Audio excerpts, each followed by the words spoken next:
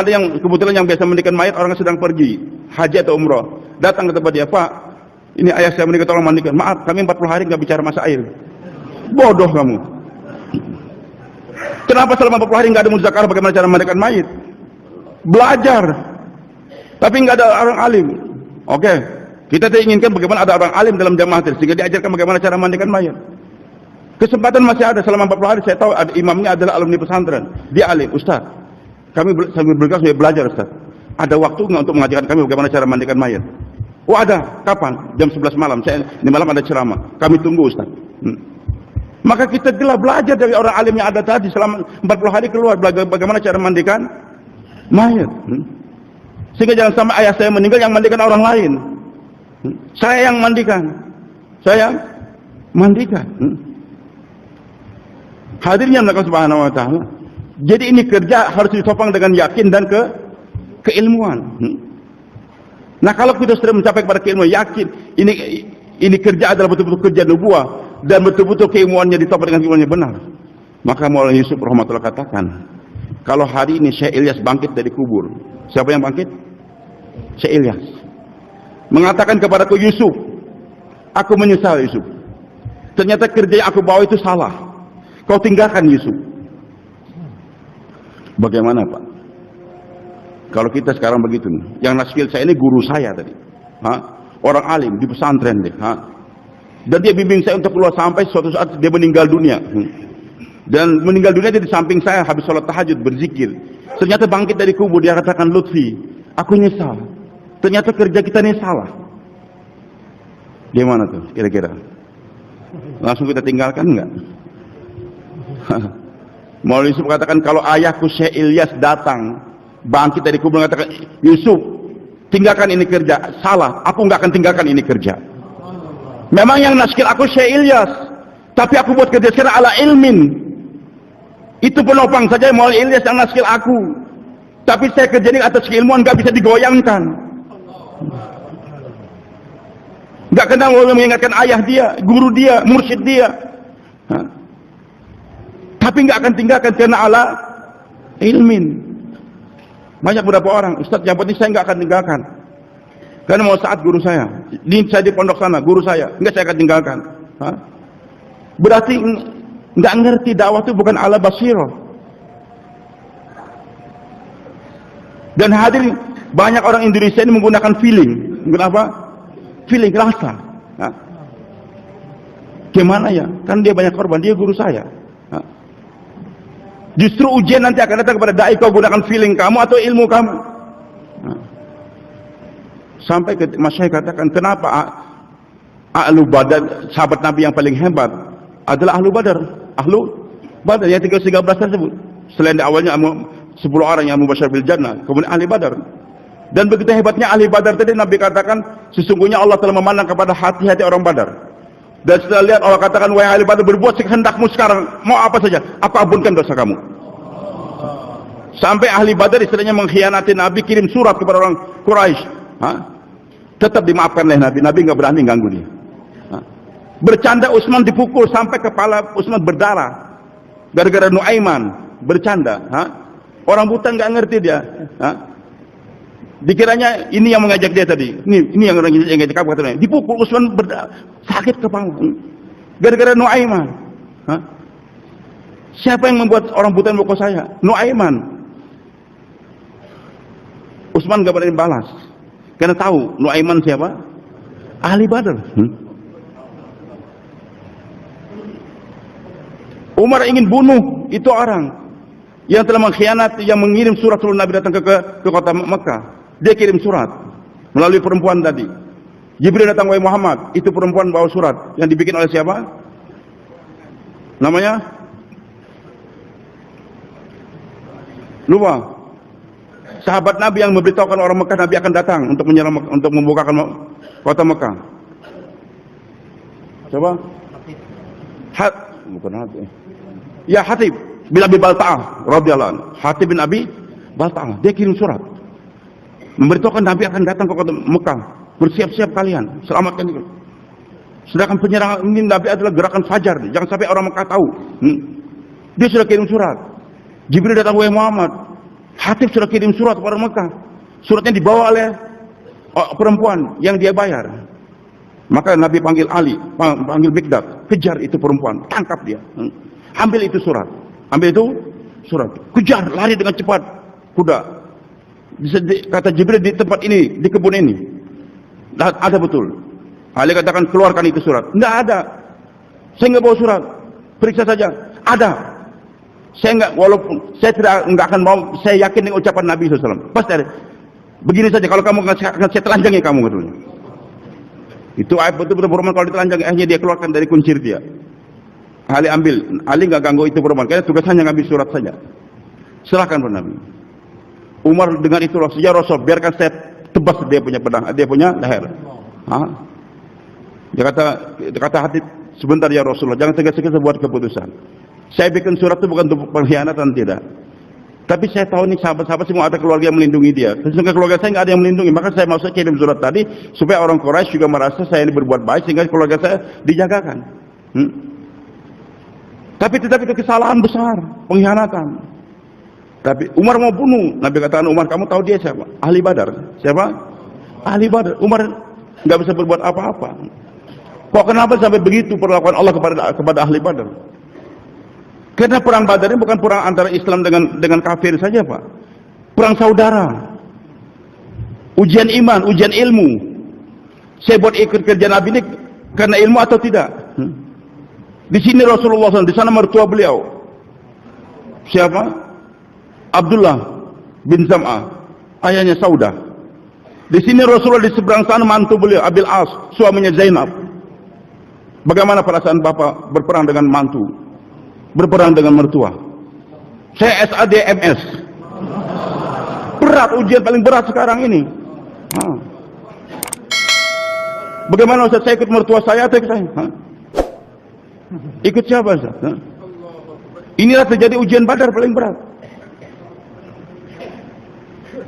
Di sini Umar, di sana adik beliau. Di sini Ali, di sana Uqail kakak beliau. Di sini Abu Ubaidah, di sana Al-Jarrah ayah beliau. Tapi sahabat Nabi korbankan itu perasaan, hilangkan feeling,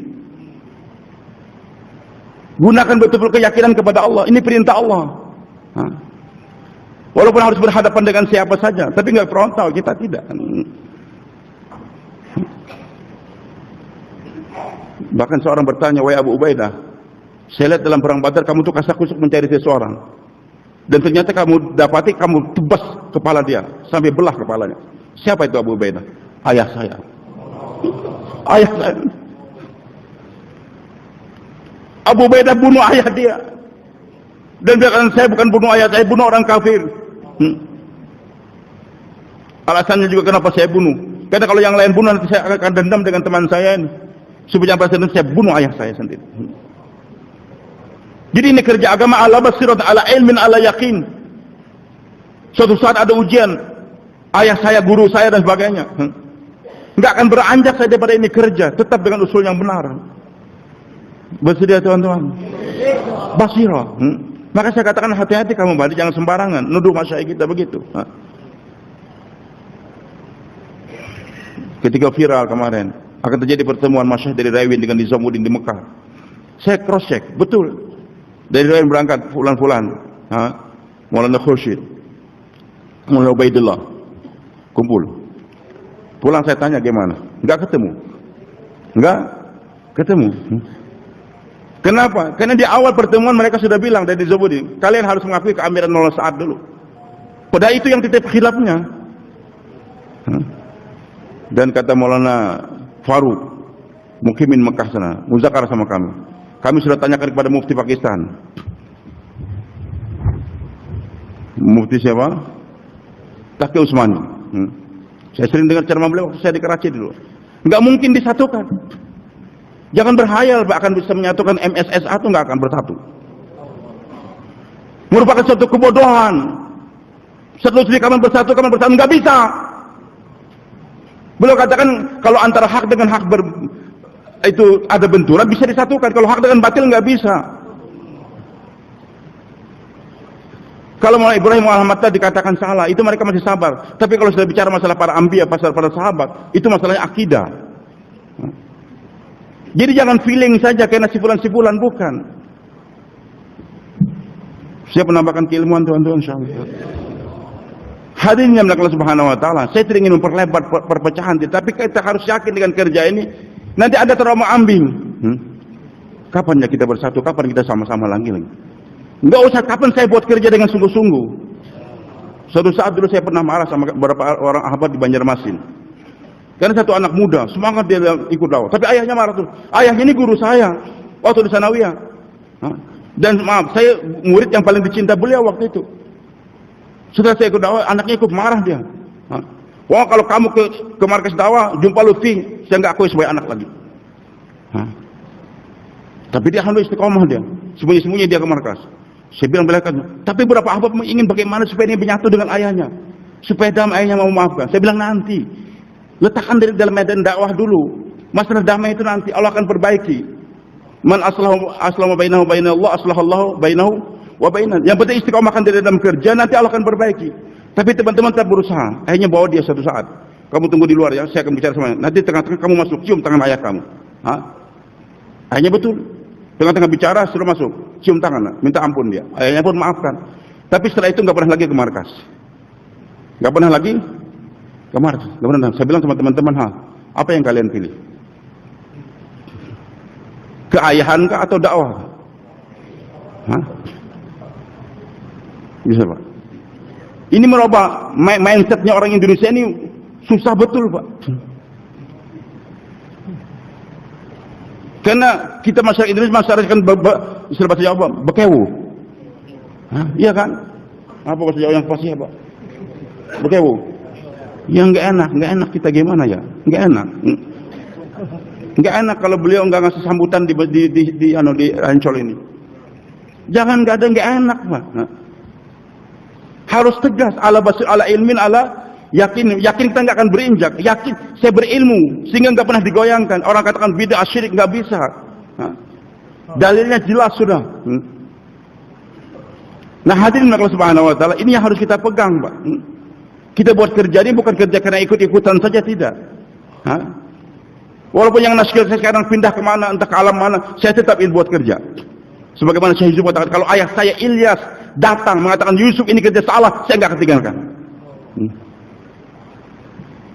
Begitu kekuatannya, dan insya Allah saya Ilyas nggak akan bangkit lagi dariku sampai ke sana.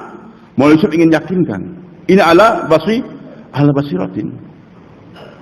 Ini keyakinannya masih kita lemah Pak, sehingga kadang-kadang ya buat kerja, kadang-kadang tidak. Yakin ini kerja mutiara, berapa beratnya harus saya bawa, harus saya bawa. Sementara Abu Thalib masih goyang. Karena Abu Thalib memuliakan Nabi sebagai keponakan, bukan sebagai seorang Nabi, maaf. Abu Thalib sayang kepada Nabi karena keponakan beliau, bukan karena sebagai seorang Nabi, tidak. Jadi pembelaan Abu Thalib kepada Rasulullah, pembelaan kepada keponakan. Maka ketika orang Quraisy sudah semakin gencar, Abu Thalib katakan, wahai Muhammad, tinggalkanlah ini dakwah. Tinggalkan ini dakwah. Karena yang disayang Abu Thalib ada jasadnya Rasulullah sebagai keponakan, bukan misinya Rasul. Nah, Rasul lebih sayang misi daripada pribadi. Wahai paman, walaupun mereka mampu untuk letakkan matahari tangan kanan mereka, rembulan tangan kiri mereka, maksudnya dunia sudah mereka kuasai, aku nggak akan tinggalkan ini kerja dakwah. Antara dua saja paman. Apakah nanti Allah akan menangkan aku mati tengah memperjuangkan ini agama? Nggak akan beranjak, tidak akan beranjak. Bersedia tuan-tuan? Dan hadirin Allah Subhanahu wa taala, jadi betul-betul ini kerja adalah kerja bukan sembarang, harus kita pahami.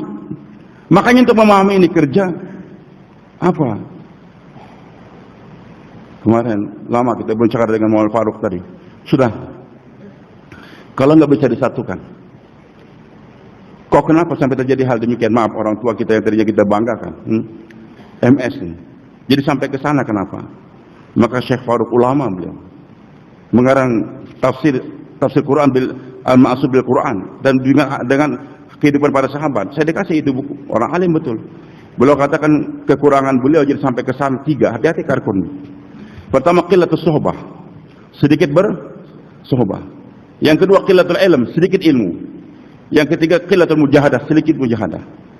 Jadi yang membuat kita di istiqomah dalam kerja ini Pak, perhatikan 3 ini. Harus bersuhbah, bersuhbah. Bersuhbah dengan para masyayikh kita. Bersuhbah dengan para masyayikh. Maka usahakan hadir dalam event-event istimewa. Saya dalam event-event istimewa. Istimewa Bangladesh hadir. Istimewa Pakistan kita hadir. Juru Pertama kita hadir. Ada kesempatan kita pergi haji, jumpa dengan para masyayikh kita. Jumpa dengan para masyayikh. Bersuhbah ini penting Pak. Maaf, teman kami Ustaz Mufti dari Banjarmasin sudah menghandle 4 bulan jamaah bagus, disetting betul-betul kerja. Saya bilang, Mufti kamu ke Jakarta. Beliau bilang, maaf Ustaz, tinggal 6 halakah dan saya ingin merapikan semuanya di bawah ini supaya settingan 4 bulan ini betul-betul tapi di kawasan satu seragam kerjanya. Inilah halakah lain semua, tapi masih 6 halakah, waktu tinggal berapa hari lagi, tinggal 6 hari lagi, enggak sempat saya selesai. Maka minta maaf saya enggak ke Jakarta. Saya bilang, tidak Mufti, kamu harus ke Jakarta. Kamu harus, yang 6 halakah yang terjadi nanti kalau lanjutkan berikut. Yang penting untuk selamatkan, karena saya sayang beliau. Saya doa untuk beliau. Jangan sampai terjadi seperti yang terjadi kepada Maulana Sa'ad, saya katakan. Karena enggak bersuhbah ke atas. Dia di bawah masuk bagus, membina, terkenal halakah dia bagus. Dia orang makomi. Kalau syura itu cuma pandai bayan-bayan saja. Ini cuma pandai bayan, tapi kerja enggak ada. Nah makanya orang yang kerja di makomnya begitu semangatnya, taskilannya sampai ratusan. Hati-hati. Kalau dia enggak akan bersuhbah akan terjadi seperti yang terjadi di Nizamuddin sana. Kenapa kita harus bersuhbah Pak? Datang. Supaya jangan kerja kita jangan sampai melenceng. Kita kerja ingin di bawahan rapi. Saya ingin membereskan anak saya nih, anak saya 11. Yang 10 sudah tinggal 1 lagi. Tapi Ustaz panggil.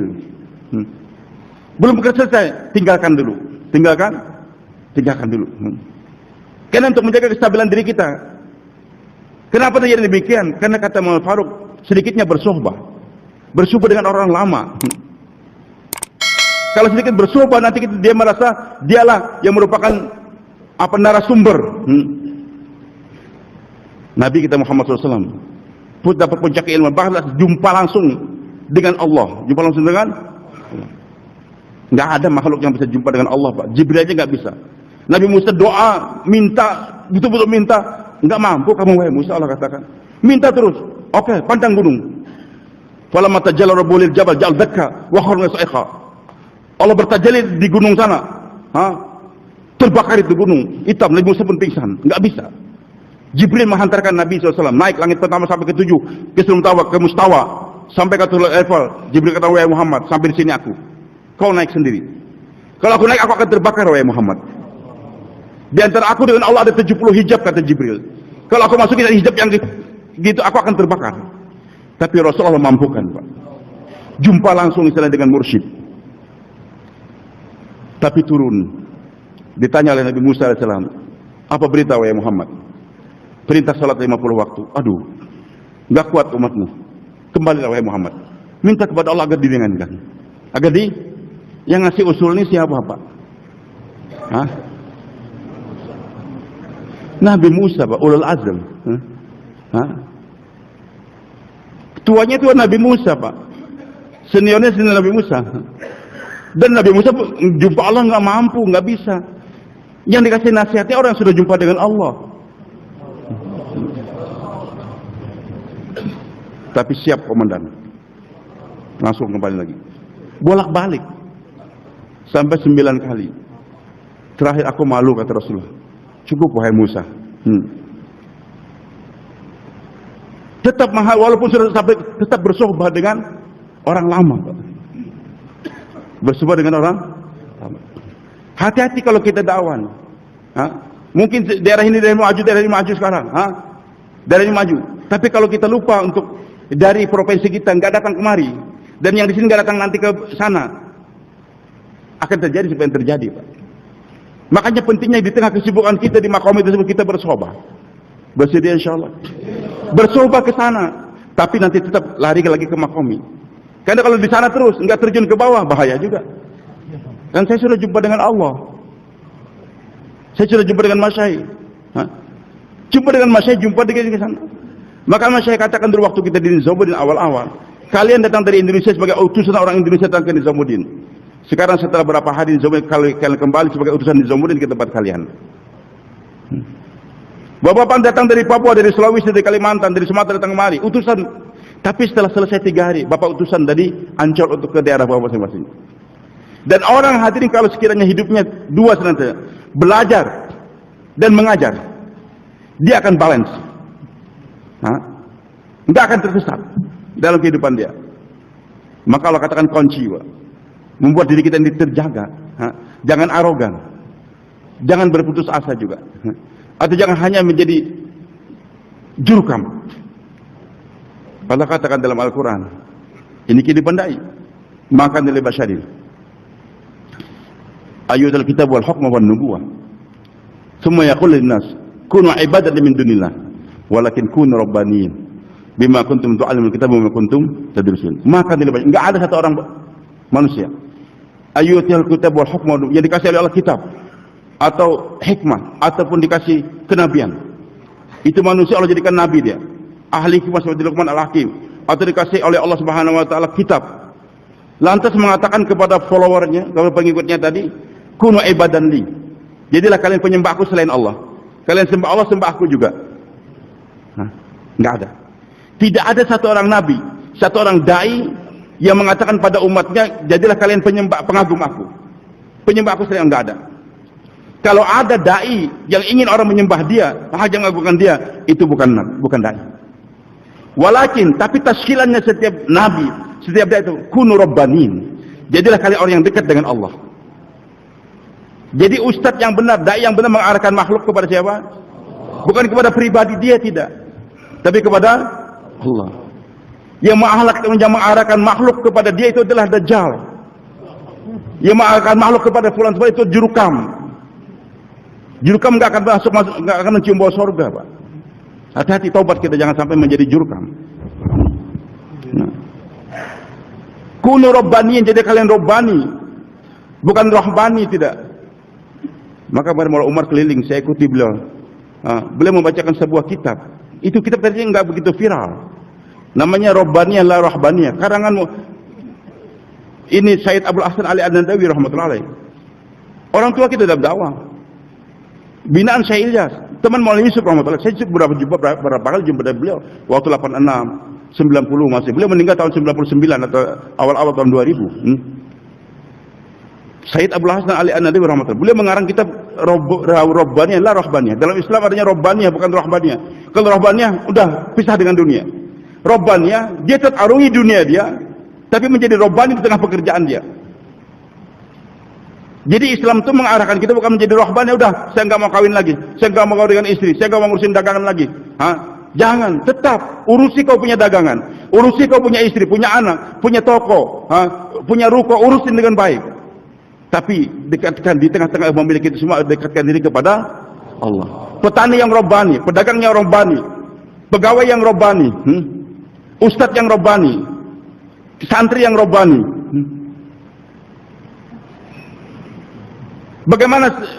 Bagaimana kita ceritakan tadi malam itu, jangan sampai pedagang berhenti jadi pedagang, jangan. Tetap jadi pedagang yang Robbani, tetap jadi petani, jangan berhenti jadi petani. Nabi menjelaskan 2 perkara kepada setiap orang, fadail dan masail. Kau tetap jadi petani, dan fadilah petani itu ada. Ujian Nabi SAW, setiap petani yang tanam tanaman, nanti tumbuh-tumbuhan. Sebelum dia jual hasil panenan dia tadi, dia sudah mendapatkan pahala sedekah. Jadi petani ini dapat double, Pak. Dapat pahala sedekah, dia sekarang panen 10 ton dia panen, pamannya. Berapa harga gabah sekarang? Berapa 1 kilo gabah? Gabah berapa? Padi 4.000. Kalau 10 ton 4 juta.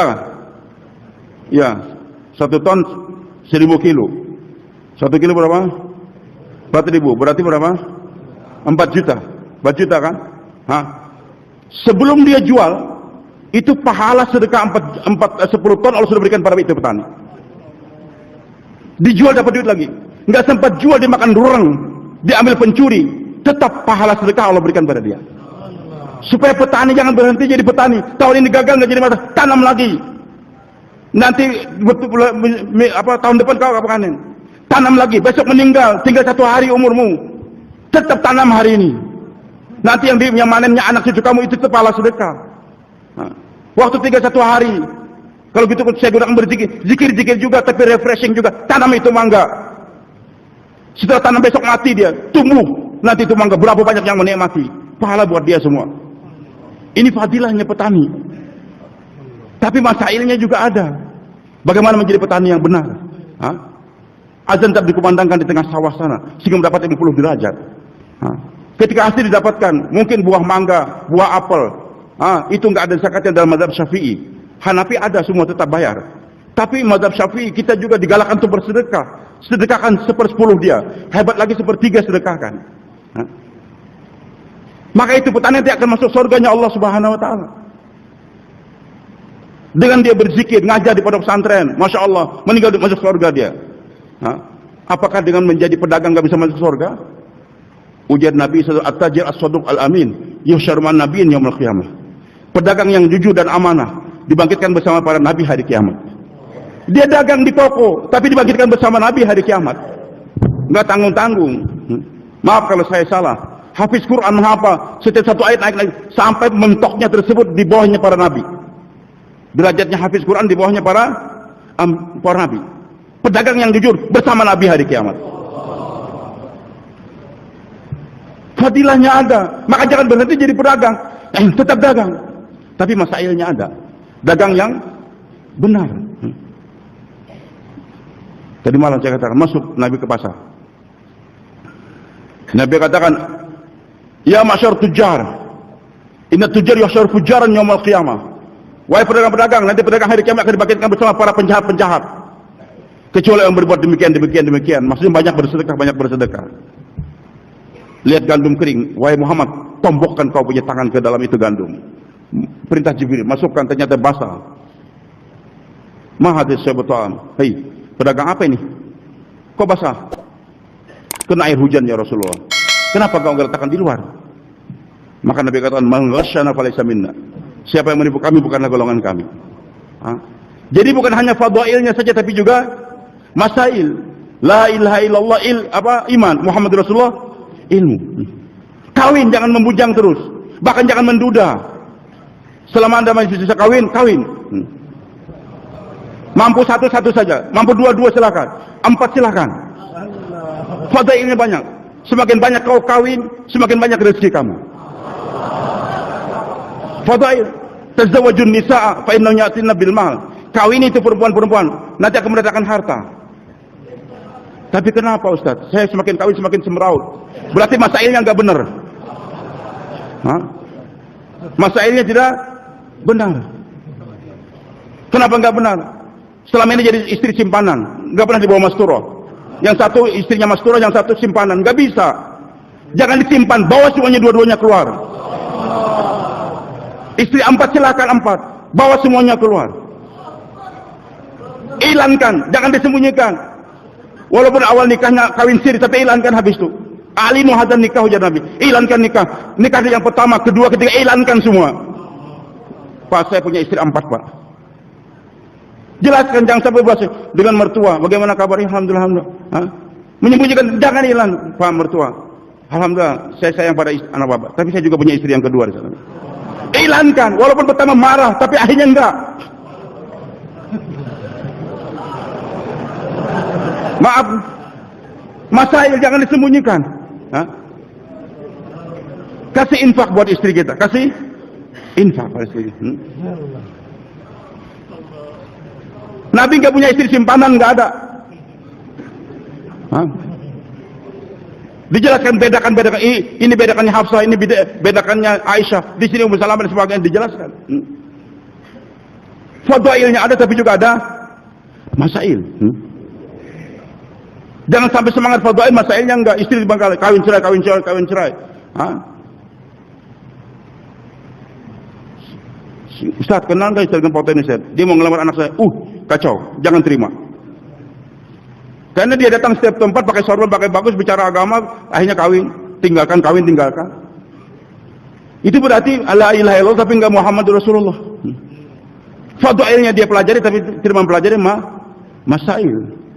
Semangat dengan fadail, tapi juga dengan masail. Pegawai jangan berhenti, cepat-cepat pensiun dini, jangan dulu. Perhitungkan, apakah saya dengan pensiun dini akan lebih banyak dakwah atau tidak, atau tetap jadi pegawai, tapi nanti saya bisa kerja dakwah. Karena pegawai itu ada fadilahnya. Nabi jelaskan, pegawai yang jujur tersebut, dia tunaikan hak Allah, dia tunaikan juga hak bos dia. Kenapa dia dapat pahala double? Dia pelihara harta orang lain. Buruhnya dikasih duit semua, jadi bos dia. Kasih upah, yang satu nggak ngambil upah, lari, pergi entah kemana. Uang buruh ada, nggak menggunakan kesempatan. Tetap, ini uang buruh amanah saya semua. Tapi masailnya apa? Ujar Nabi SAW, dagangkan hartanya anak yatim piatu itu, kau dagangkan. Jangan disimpan di bank, jangan disimpankan, jangan. Supaya jangan dimakan zakat, ujar Nabi. Umpamanya adik saya meninggal dunia, dia punya anak sekian-sekian, punya harta. Saya sebagai wali dia, jangan disimpan itu duit, didagangkan, supaya jangan dimakan zakat. Karena uang warisan keponakan saya ini umumnya 100 juta. Hari ini dia dapat warisannya, setelah 1 tahun harus bayar zakatnya ke berapa? 2,5 juta. Berarti tahun 2019 dia punya uang 100 juta. Uangnya saya simpankan terus. 2020 uangnya tinggal berapa? Berkurang 2,5 juta. Saya simpan terus, nanti tahun 2021 berkurang lagi 2 juta berapa? Berkurang lagi, sehingga ketika dia dewasa, loh paman, kenapa uang saya tinggal 85 juta paman? Kan ayah saya berapa? 100 juta. Dimakan zakat. Nah, supaya jangan dimakan zakat, ini anak yatim, dagangkan dagangkan. Kalau dia memang miskin yang menjaga tadi, dia boleh ngambil separuhnya saja. Tapi kalau dia kaya, nggak usah diambil, sehingga harta orang yatim berkembang. Harta buruh dipelihara, supaya jangan sampai stagnan itu uang. Belikan kambing, berkembang banyak. Datang dia, bos, mana upah saya yang dulu? Itu semua ternak yang ada itu milik kamu. Jangan bercanda, bos. Ibu betul, itu milik kamu semua. Milik kamu semua. Begitu gembiranya dia bawa semua. Jangankan ngasih fee, terima kasih aja lupa. Biasa karkun begitu. Minta tolong setelah dapat, jangankan ngasih fee, terima kasih aja enggak. Ustaz tolong doa Ustaz, amalannya apa? Saya mau bikin wallet Ustaz. Nanti insya Allah 10% buat Ustaz. Jadi 1% juga enggak. Pura-pura lupa. Dengar bayan ngumpet sana, enggak tahu. Tapi dia sakit hati. Dia tidak sakit hati, dia kerjakan. Akhirnya apa? Bisa mendorong itu batu terbuka sendiri. Terbuka sendiri. Tetap jadi bos, tetap. Tapi bos yang robbani. Jadi pegawai-pegawai yang robbani. Hadirin yang Allah Subhanahu wa taala, bagaimana akan jadi robbani kalau kau punya 2 kegiatan? Baik kiai atau santri, dosen atau mahasiswa, syura ataupun bukan syura, harus setiap hari punya 2 kegiatan. Bima kuntum tu'allimuna kitab wa bima kuntum tadrusun, dengan ilmu yang kau ajarkan dan yang kau pelajari. Jadi hidup kita nggak boleh lepas setiap hari belajar dan mengajar. Kalau saya ngajar terus di Makomis saya muzakarah terus, hebat. Tapi anda hati-hati, nggak kembali ke Jakarta after 4 bulan, nggak kembali nanti kepada masyayikh kita, Dan viral kan sekarang diulang ini bayan saya di Nizamuddin. Berarti insya Allah saya bayan nggak salah. Kita kembali rujuk kepada masyayikh di Nizamuddin, bukan Nizamuddin mereka masyayikh. Sekarang masyayikhnya nggak ada. Sampai ada orang alim, kakak kelas saya, mengingatkan, Lutfi, ini kan bayan kamu dulu Lutfi, apa lupa? Dia kirimkan. Saya bilang, saya nggak lupa Ustaz. Saya masih ingat, tapi itu bayaran sebelum khilaf. Dan saya jelaskan masyayikh Nizamuddin, bukan Nizamuddinnya. Sekarang masyayikhnya di mana? Wali Ibrahim di mana sekarang? Wali Ahmad di mana sekarang? Apa kita harus paksakan ke sana lagi? Dulu digalakkan orang ke Mekah, Nabi pindah ke Madinah. Sekarang orang galakkan Nabi orang kemana? Hijrah ke Madinah. Bahkan tinggal di Mekah saja bahaya. Mati di Mekah waktu itu zalim dia, Pak, bisa masuk neraka. Jadi sahabat Nabi yang nggak mau meninggalkan Mekah karena sayang dengan Ka'bah, nggak mau berhijrah, itu bahaya. Bahkan sudah ke Mekah, balik lagi ke Mekah, itu juga bahaya. Murtad dalam hijrahnya dia. Tinggalkan Mekah. Karena orang yang menghandle Mekah sekarang ada di mana? Di Madinah. Tempat penting tapi pribadi lebih penting. Wahai Ibrahim, bangun itu Ka'bah. Rehab lagi.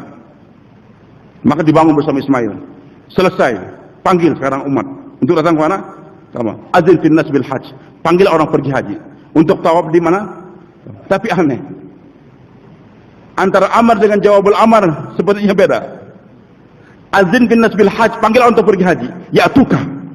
Nanti mereka datang kepada kamu wahai Ibrahim. Bukan datang ke Ka'bah, bukan. Ka'bah penting, tapi yang lebih penting adalah yang menghandle Ka'bah itu siapa. Markas penting, tapi yang lebih penting orang yang ada di markas. Dulu kita jalan kebun jeruk. Sekarang di kebun jeruk siapa? Pindah kita ke Ancol. Karena yang dulu banyak menghandle kebun jeruk sekarang ada di mana? Rugi kalau dia kebun jeruk terus. Cepat pindah.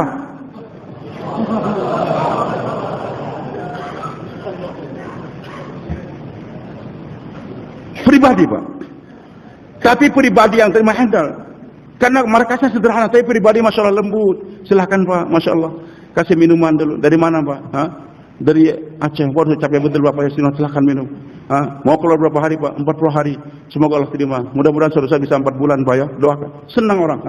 Hilang capeknya dari Aceh sana. Tapi kalau markasnya bagus, look, datang. Dari mana? Dari Aceh. Berapa pulau? 40 hari? Enggak ada Pak. Itu 40 hari itu zaman dulu. 4 bulan. Mau gak 4 bulan? Kalau mau kasih makan. Kalau enggak pulang. Itu pribadi. Siapa itu? Bukan dai, itu PKI namanya. Tapi jangan dilaporkan ke polisi Pak. Sekarang main ujaran-ujaran macam-macam laporkan ke polisi. Hadirin yang Allah Subhanahu wa taala, maaf. Pribadi. Apa? Tapi yang lebih penting dari pribadi, kerja itu pribadi. Nabi datang dimuliakan, jita bil amril muta'. Kamu datang wahai Muhammad, jita syarafal Madinah, jita bil amril muta'. Datangnya Nabi itu memuliakan Madinah karena orang Madinah siap untuk taat.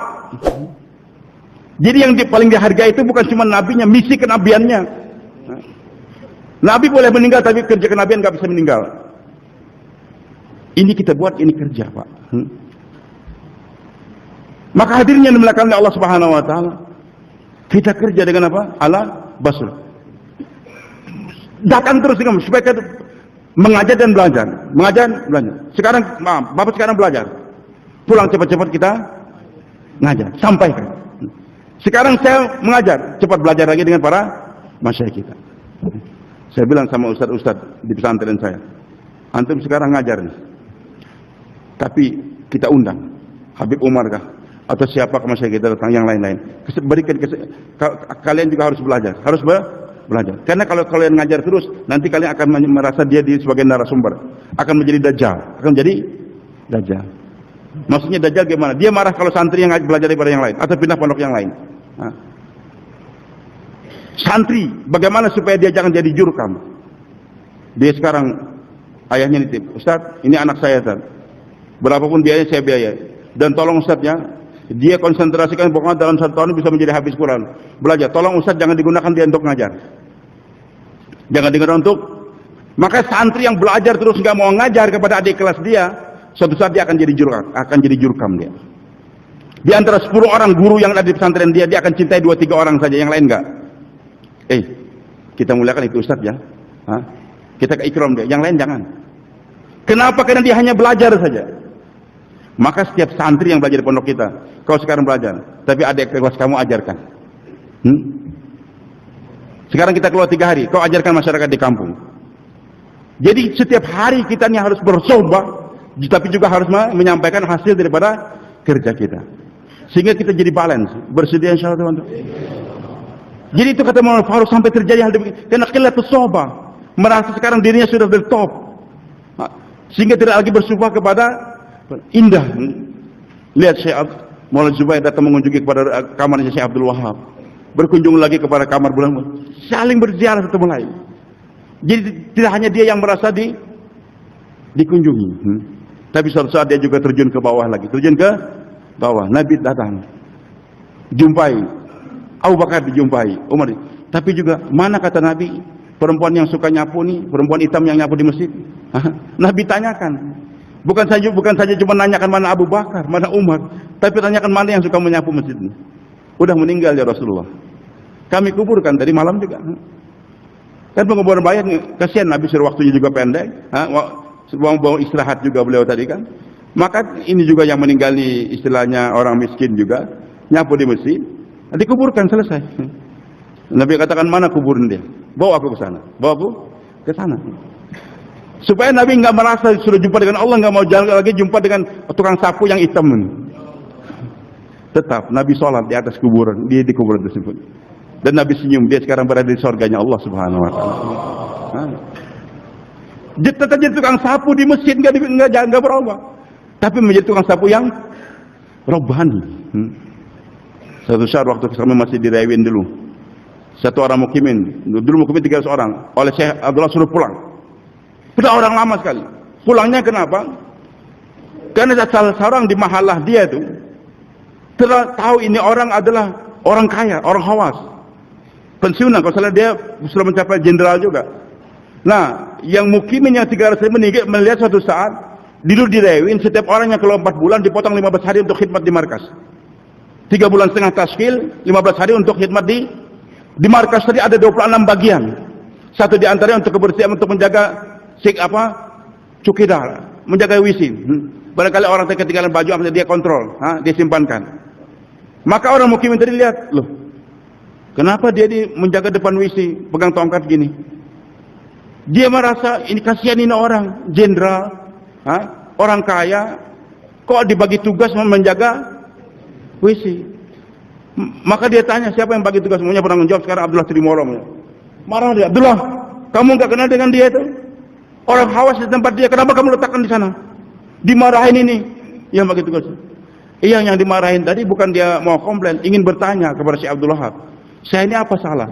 Syekh Abdul Wahab, tadi saya dimarahin oleh salah seorang mukimin karena meletakkan orang tadi di WC sana. Kata beliau, siapa yang marahin kamu? Panggil dia, panggil. Mulai hari ini angkat kau punya tas, tinggalkan markas. Kau nggak berhak untuk menjadi mukimin. Kamu rasa dia itu hina untuk pegang tongkat depan WC sana tuh? Yang dia jaga WC siapa? Orang yang sedang keluar jalan Allah. Segala apapun yang ada hubungannya dengan dakwah ini dimuliakan oleh Allah Subhanahu Wa Taala. Itu yang pegang tongkat menjaga depan WC, itu lebih mulia Pak daripada pejabat-pejabat tinggi yang ada di DPR atau di istana sana. Jangan kau hinakan itu kerja. Hadirin yang dimuliakan Allah Subhanahu Wa Taala. Maka pentingnya suatu saat kita berkumpul supaya kita bersuhbah, bersedia tuan-tuan insyaallah. Tapi setelah suhbah kita terjun lagi. Kalau dua kegiatan bima tu'allim tadrusun. Setiap saat saya harus belajar, tapi juga saya harus mengajar. Maka kalau saya belajar, kalau hanya belajar terus akan jadi jurkam. Kalau ngajar terus akan jadi apa? Dajjal. Supaya jadi robbani, kunu robbaniin bima kuntum tu'allimul kitab bima kuntum tadrus. Indah. Bayan maghrib sipulan. Kiainya, bayan subuh santrinya. Kiainya dengar. Kiainya dengar, maka kiai yang bayan maghrib, sekarang bayan subuh, dia dengar santrinya yang bayan, dia akan jadi robbani. Dia akan jadi robbani. Karena kemarin saya ngajar, sekarang saya belajar. Mungkin secara keilmuan saya nggak nambah, karena yang bayan ini santri saya sendiri. Tapi secara keimanan Allah angkatkan derajat dia. Allah angkatkan derajat dia. Syekh Syamir, waktu saya keluar di Jordan dulu, pertama kali 4 bulan saya di Jordan tahun 85. Syekh Syamir namanya, pernah menjawab surahnya Jordan. Dia katakan, saya waktu itu kuliah di Lahore, Fakultas Teknik, dan saya mulai kenal dakwah. Keluar saya 3 hari pertama. Hari ketiga saya disuruh bayan. Saya disuruh, bingung saya, kok pertama kali 3 hari saya bayan. Sementara saya orang, tapi kata kamu bayan, saya duduk depan kamu nanti. Maka saya pun bayan, agak ketakutan, gemetar. Tapi amir saya ini masya orang lama duduk depan saya. Setiap kali saya bayan, amir, masya Allah, ajib, masya Allah. Sehingga nggak terasa setengah jam lebih saya bayan. Inilah amir yang Allah muliakan, Pak. Walaupun tahu yang dia bayankan ada yang saya ajarkan tadi malam waktu menunjukkan 6 sifat. Sekarang saya mendengarkan untuk mensupport dia, orang baru ini. Ilmu saya enggak bertambah, tapi keimanan saya bertambah. Penyakit orang lama ketika orang baru yang bayan, tidur dia. Maka ini merusak karbon, Pak. Yang bayan tadi yang sudah menghafal 1 jam, saya akan bayan 6 sifat nanti 1 jam, 10 menit sudah enggak habis modal dia. Kena lihat karbon lama pada tidur semua. Ini karbon lama yang merusak, Pak. Maunya ngajar saya tapi enggak mau belajar. Maghrib tadi saya yang belajar, subuh saya sekarang belajar, saya dengar. Nanti Allah akan kuatkan keilmuan kita. Bersedia insyaAllah, Pak. Siap bersumpah senantiasa. Buat ini yakin. Selesai masalah dengan ini, sekarang kita bingung. Dan sebagainya, nggak usah bingung, nggak usah baca internet. Baca apa? Kerja saja. Maka saya katakan sudah, kepada orang yang bertentangan dengan kamu, abaikan. Apa? Abaikan. Jangan sibuk ngurusin. Nggak usah sibuk ngurusin Abu Jahal, Abu Lahab. Kami akan selesaikan. Kamu doakan saja mereka. Kemudian pertama doa hidayah. Yang kedua abaikan. Yang ketiga lurus kerja ini. Kalau kita sekarang buat kerja dengan sungguh-sungguh, nanti apakah nanti mereka akan terkesan kembali kepada kita? Kalau enggak akan Allah benturkan satu sama lain. Kita jangan benturkan orang. Tapi kita dekat kerja dengan sungguh-sungguh, nanti Allah akan benturkan satu sama lain. Bersedia Tuhan insyaallah? Siap 4 bulan negara jauh. Bersedia? Maka juga kita hidupkan. Kita niat, Pak. Kita sampaikan, ya Allah, mudahkan saya untuk berangkat satu tahun lagi. Hati Allah Subhanahu wa taala, ketika lihat teman kita kerja, kita gembira. Kalau sekali teman kita enggak kerja, kita sedih. Tapi jangan kita tertawakan. Maka kalau lihat teman kita maju, kita gembira, ikut bergembira, nanti Allah akan berikan nikmat yang sama kepada kita. Kita hadir, teman 4 bulan negara jauh. Saya ini belum, tapi saya senang, Masya Allah. Dia 4 bulan, padahal dia lebih baik daripada saya. Ya Allah, terima dia ya Allah. Tolong bawa aku juga. Suatu saat Allah akan beri taufik pada dia untuk berangkat juga 4 bulan. Terus ada karkon yang tertidur. Ini karkon apaan tidur? Kerjanya cuma mau Jakarta, tapi dia enggak kerja. Hati-hati, Pak. Ujar Nabi SAW apa? La tutir syamad al-akhikal muslim. Fayu'afi wa talik. Jangan kau tertawakan, jangan kau tersenyum melihat teman kamu kena musibah. Teman kamu kena musibah, kecelakaan. Termasuk musibah ini kan meninggalkan kerja dakwah, enggak lagi keluar, potong janggut sebagainya, kan kena musibah dia, Pak. Kita ketawain. Kok ini karkon apaan sekarang? Karkon murtad dan sebagainya, kita ketawain. Hati-hati. Suatu saat Allah akan sembuhkan dia dan Allah ujikan perkara yang sama kepada kamu nanti. Dia bangkit, kamu yang malah tidur.